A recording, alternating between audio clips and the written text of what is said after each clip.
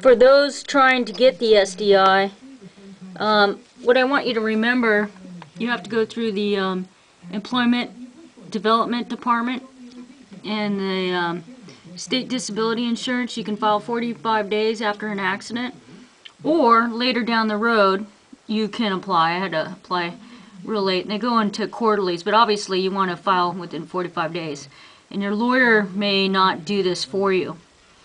So I just want you to remember, though, if you end up being denied because you're getting workers' comp because they say, well, you can't get both, if you're in the uninsured employers fund like I was, then you need to provide that evidence with the Department of Industrial Relations self-insured plan.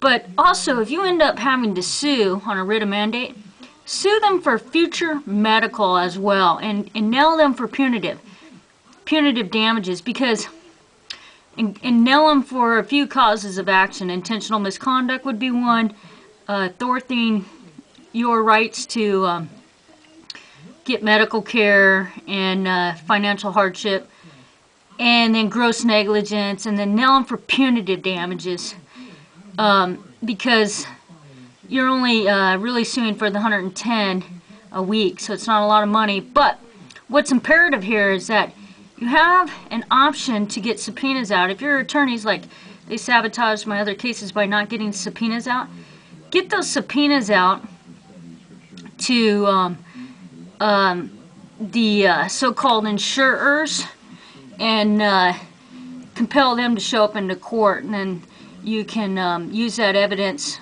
in another court. Like, I'm going to use it on fraud on the court in federal court. I'm really going to nail them. So be sure to do that. And then also remember, on the federal, the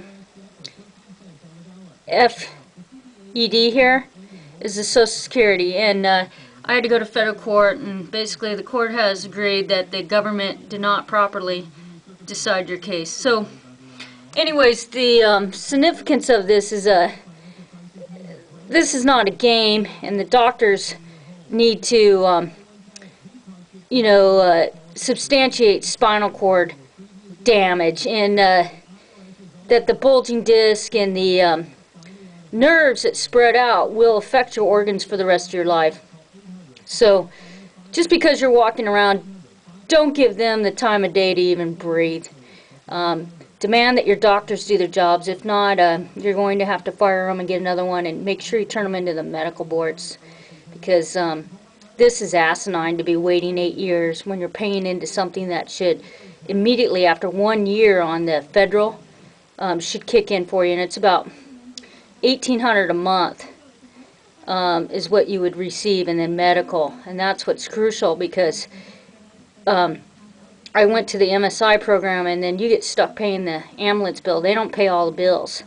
So you have the rest of your life to worry about, and that's why it's imperative that you get some help. And there's Social Security lawyers, and there's SDI lawyers for the state as well as for federal, and my federal attorney won, so that's good.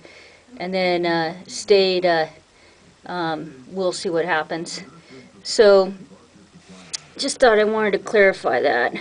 So try to get future medical even on the state, even though you're receiving it on, maybe if you win, and then on the federal, on the Social Security, but nail the state for future medical. And then get those subpoenas out. Use your subpoena power for the writ of mandate to help you with the other cases. And then nail them, fraud on the court, in federal court, and it's 6 juries out of 9. And then if you take it to state court, I think it's 9 out of 12 you need to win on your favor.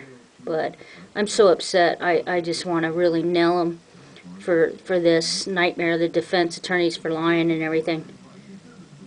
I think what they did is they slid in a general liability policy for a workers' comp policy.